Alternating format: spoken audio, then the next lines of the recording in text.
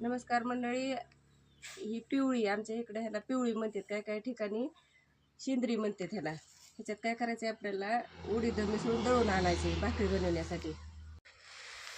उडीद मिक्स करायचे म्हणजे मग भाकरी चांगली लागती. आणि जी उडदात जीवनसत्व आहेत, उडीद खाण्याचे फायदे आहेत, ती पण आपल्याला दोन्ही पण मिळून जातात आपल्या शरीरासाठी. पिवळीची भाकरी खाल्लेली तर एकदम चांगलीच आहे. आणि नुसती पिवळीची भाकरी खायला थोडी कडवट लागते, म्हणून हे उडीद टाकलेले आहेत ह्याच्यात. उडीद किंवा उडीद डाळ खाण्याचे फायदे सांगते. प्रोटीन आणि प्रथिने तर असतेच. शुगर कंट्रोल करायला मदत होते. सांधेदुखी होत नाही उडदाच्या भाकरी खाल्ल्यामुळं.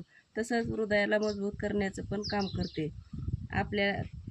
आपल्या रक्तातलं हिमोग्लोबिन वाढवण्यास मदत होते. जास्त प्रमाणात फायबर पण आहे बघा ह्याच्यात.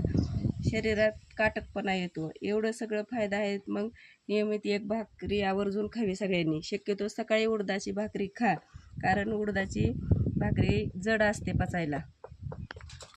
सकाळी सकाळी दूध आणि उडदाची आणि पिवळीची भाकरी एक खायची आणि ठणठणीत राहायचं.